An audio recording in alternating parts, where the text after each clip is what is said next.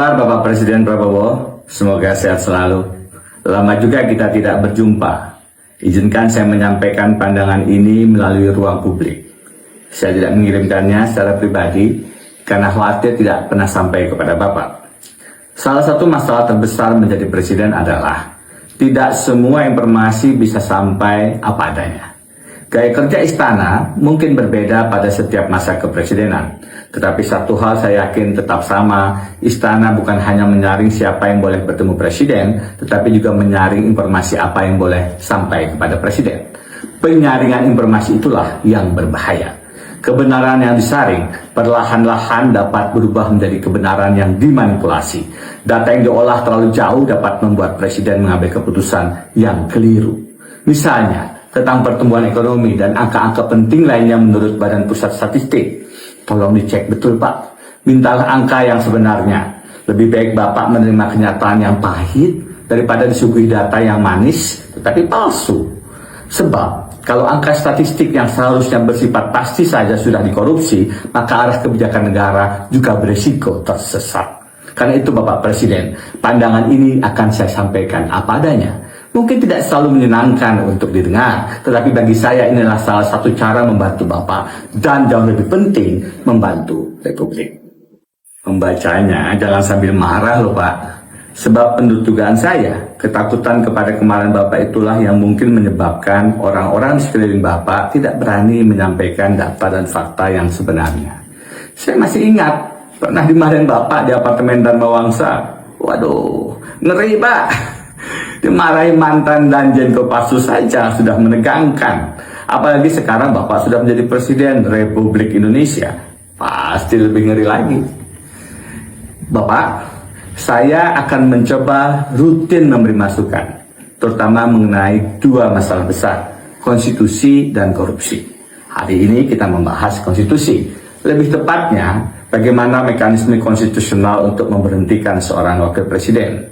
Mengapa saya membahas masalah ini?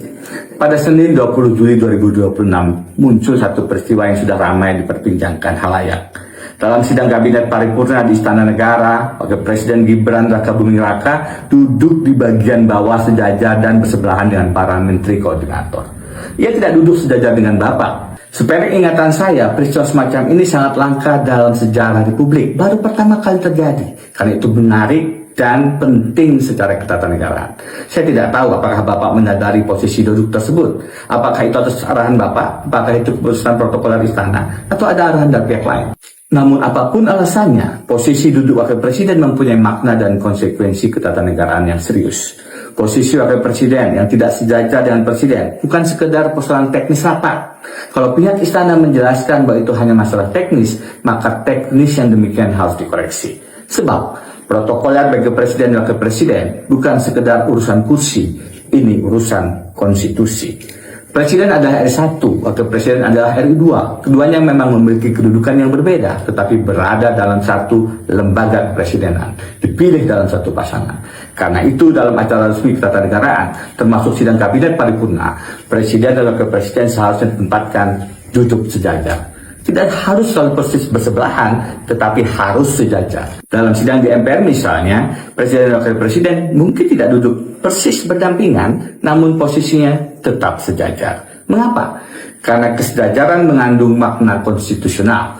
Posisi Presiden tidak boleh dibuat lebih tinggi secara simbolis, bahkan sekedar lebih maju dapat menimbulkan tafsir yang keliru. Menempatkan Wakil Presiden Gibran di bawah Presiden Prabowo, menurut pandangan saya, merupakan kekeliruan protokoler kepresidenan dan penyimpangan dari konvensi ketatanegaraan.